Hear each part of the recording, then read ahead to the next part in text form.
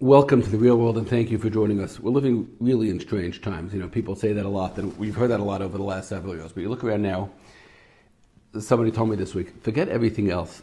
Forget the pain that Klal Yisrael is in. Forget the losses that we're doing in the being sent home in body bags.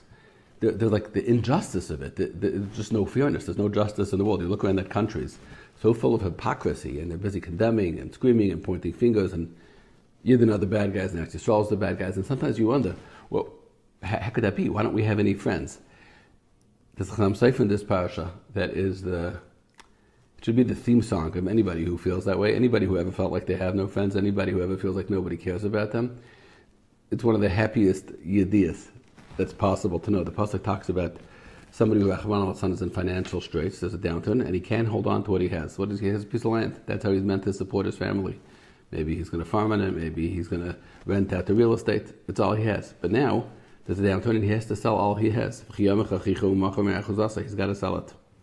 If a guy comes, he has a family member or a good friend who says, I got you back, who's able to help him, great, so the buyer will sell it back, that piece of land. What if he has nobody? There's nobody to have his back and nobody to help him. What's going to happen to him? He sells it. But then,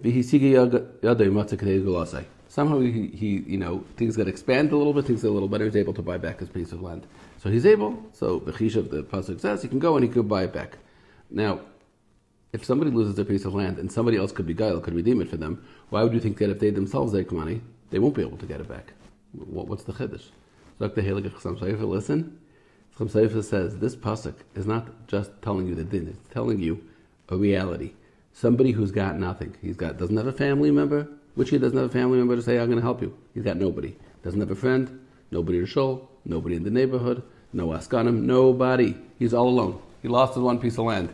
So the pasuk v'hisiga yada, he will have what he needs. It's a haftacha, it's an assurance, it's a pledge, it's a promise. You know why? Because he's got nobody else. When somebody has nobody else, they just have their bench, they're alone. And being alone puts a person in a very strong position to get help, the Chassam Sofer says. So the pasuk is telling you, he will have it. He's got nobody else. It comes being alone. I remember when we were in Kail, a friend of ours left Kail ahead, and he went to work, a little before other people. And I remember seeing him. He went to work. He was in the workplace all day. We were in Kail still. And he'd come into Marav, and his davening was much more sophisticated level, certainly than mine. And I've said to some people in Kail, they learn Torah, and they learn Musar, they have time to learn Musar. And look at you, he goes, yeah, but I'm dealing with the shipments and the orders and the inventory. I'm living in a real world where I know that there's only the Rebbeinu Shalom. There's nothing else. So my davening comes from that place of that intensity of knowing the truth. Somebody's got along, who's got nothing else. He only has the Rebbeinu Shalom. He will be helped. We're the ones. Klal Yisrael right now, there's no countries, there's no UN, there's no friends, there's no diplomats, there's no media. Everybody's against us. We're in the strongest position to be helped because we've got nobody else. So all you got to do is raise your eyes and say, I have nobody else. And then the pasuk tells us, V'yisiga yadai.